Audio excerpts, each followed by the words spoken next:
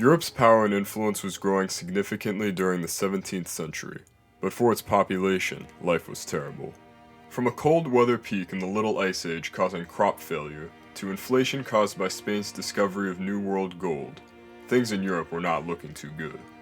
And amidst all of this, there was a split in Europe's most powerful political force, the Catholic Church. This movement came to be known as the Reformation. Now, there was a few minor wars over this split, but eventually the Treaty of Westphalia was created, which stated that, whatever religion the monarch chose, the subjects should be too.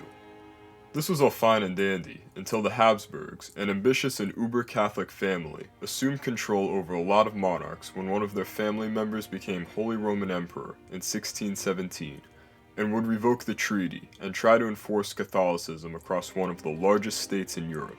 Well, a year later, some Protestants didn't like that, and threw local HRE administrators literally out the window. Despite falling 69 feet, these administrators survived. To Catholics, this was because angels swept down and saved the administrators, but Protestants claimed that the men fell in a pile of shit. Now the 30 Years' War had officially begun. At the start of the war, the Catholics were winning back the Holy Roman Empire. However, here's the funny thing about the HRE. Because it was a bunch of loosely aligned little nations unable to project power themselves, the other nations of Europe basically used it as a proxy war arena. However, the Protestant nations on the border with the HRE worried that if the HRE fully united under a Catholic emperor, they could threaten them. This led all of these countries to join the war on the Protestant side, and consequently all of these nations to join the Catholic side. Now these nations enter and leave the war at different times, so we'll just talk about the important ones, and when they come in.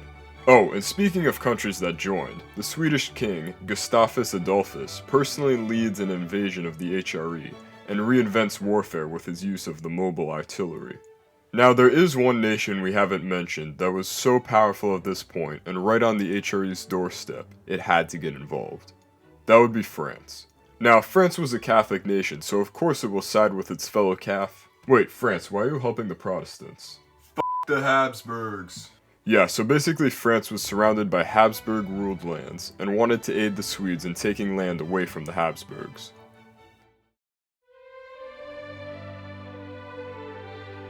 The war ended in 1648 with very little change to the map of Europe, but the changes that war made were very significant.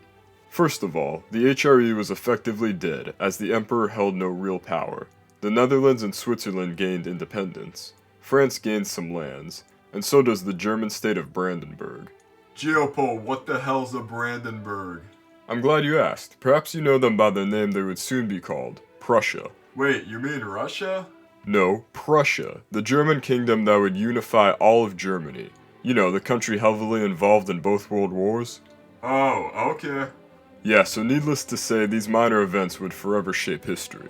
But the most important thing the war did was on a cultural basis. The West no longer cared about religious differences among their subjects, at least as long as they were Christian. This would bring down the power of the Catholic Church, and also help to sorta unify the West. Allow me to go on a side tangent here. You see, the Middle East never had this great religious war. Instead, there was one large empire of Sunni faith and one large empire of Shia faith. And what do you know, the same thing is true today. Obviously, the fighting in the Middle East has much more complicated reasons other than religion, but what I'm saying is that religious differences still play a major role in why conflicts arise in the Middle East. Whereas in the West, both Protestants and Catholics basically agreed that, yeah, they had differences, but those differences weren't worth fighting over.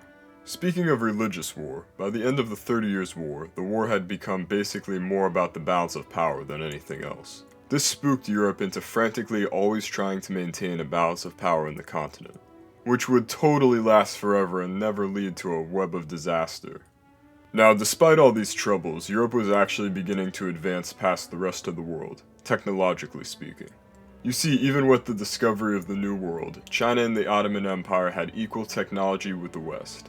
But in the 1600s, Europe finally began to rise. Europe was beginning to make huge advancements in the fields of physics with Isaac Newton and other scientists, culminating in the calculating machine and steam pump being invented by the end of the 17th century. Also, all of this trading across an ocean to far-flung colonies, with the threat of piracy, had created a demand for better, faster ships. These naval improvements would prove to be the key factor in determining who would succeed in the next century, as the battle for supremacy continued to shift from continental to global. Thank you guys so much for watching part 5 in the Balance of Power series. If you guys liked that video, remember to leave a like and subscribe.